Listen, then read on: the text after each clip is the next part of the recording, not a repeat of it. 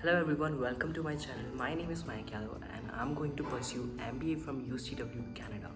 इसके पहले जो मैंने फाइल लॉन्च की थी उसमें मुझे रिफ्यूज़ल आ गया था। उसके बाद मुझे रीलॉन्च करना पड़ा, जिसके बाद मुझे PPR फाइनली आ गया।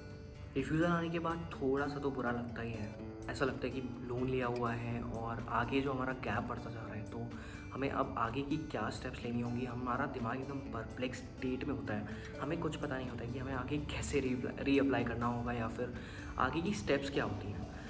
मैं आपको बस ये बोलना चाहता हूँ कि अगर आपका रिफ्यूज़ल आया भी है तो प्लीज़ उसको दिमाग पे मत लीजिए। अगर आप सेकंड फाइल अच्छे प्रिकॉशंस के साथ, अच्छी स्टेप्स के साथ अगर फिर से रीलॉन्च करेंगे तो आपका PPR ज़रूर आएगा।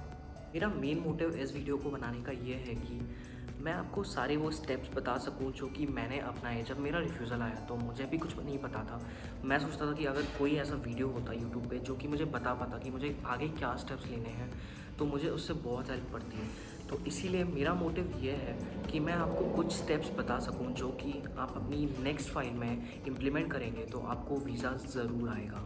मैंने जो अपनी फ़र्स्ट फाइल लॉन्च की और सेकंड फाइल लॉन्च की, उसमें दोनों में बहुत बड़े मेजर डिफरेंसेस थे।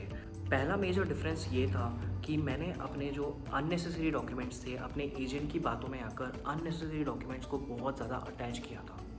ऑल्दो मैंने SDS में फ़ाइल लॉन्च की थी पहली बार भी, उसके बाद भी मेरे जो कंसल्टेंट थे उन्होंने एडवाइस किया कि मुझे CA सर्टिफिकेट उसमें अटैच करना होगा, मुझे बहुत सारे फ़ंड शो करने होंगे।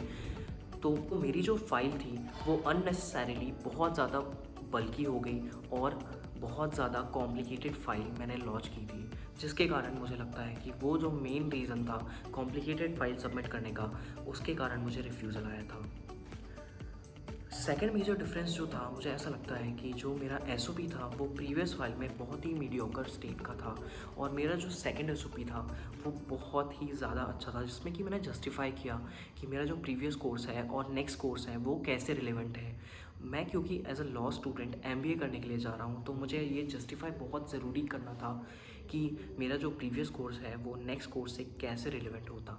इसीलिए मैं आपको सजेस्ट करूँगा कि अगर आप कभी भी फाइल लॉन्च करें, आइदर आपकी फ़र्स्ट फाइल लॉन्च हो या फिर आपका रिफ्यूज़ल के बाद लॉन्च हो, तो आप SOP पे प्लीज़ फोकस कीजिए।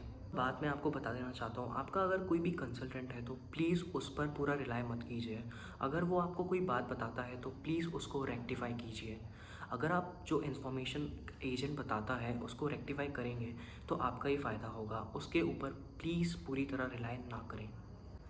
आखिरी में मैं आपको कुछ टिप्स देना चाहता हूँ जिससे कि मुझे PPR हासिल हुआ एक अपने रिफ्यूज़ल से। टिप नंबर 1 इज़ आपको रिलेवेंसी प्रूव करना बहुत ज़रूरी है अपने SOP में। अगर आप जस्टिफाई नहीं करेंगे कि आपका जो कोर्स है वो नेक्स्ट कोर्स से कैसे रिलेवेंट होगा, या फिर अगर आपका एक्सपीरियंस है, आपका जो एक्सपीरियंस है वो आपके नेक्स्ट कोर्स से कैसे रिलेवेंट होगा, उससे आपको क्या फ़ायदा होगा, ये आपको प्रूव करना बहुत ज़रूरी है अपने SOP में। Tip number 2 is funds. अगर आपका SDS फाइल है तो उसमें अननेसेसरीली आप उसको बल्कि मत बनाइए, उसको कॉम्प्लिकेट मत कीजिए। CA सर्टिफिकेट लगाकर फ़ंड शो करके इससे कोई फ़ायदा नहीं होगा। अगर आपका SDS फाइल नहीं है, नॉन SDS है, तो आप फिर कितने भी फ़ंड शो कर सकते हैं।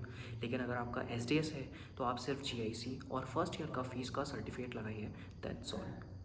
Tip number 3 is experience certificate. आप ध्यान रखिए कि अगर आपका गैप है और आपने नकली एक्सपीरियंस सर्टिफिकेट बनवाया है तो प्लीज़ मेक श्योर कि वो ठीक तरीके से बनवाएं।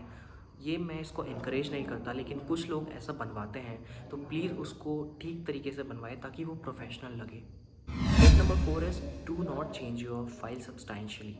बहुत सारे लोग ऐसे करते हैं कि वो अगर एक्सपीरियंस शो कर रहे हैं तो पहले अपनी फर्म का नाम कुछ और रखते हैं, दूसरी फाइल में फर्म का नाम कुछ चेंज कर देते हैं। ऐसा करने से अगर वीज़ा ऑफिसर आपका प्रीवियस फाइल देख लेता है तो उसके मन में डाउट आता है, तो इससे वो आपकी फ़ाइल में बैन भी लगा सकता है 7 ईयर्स तक का।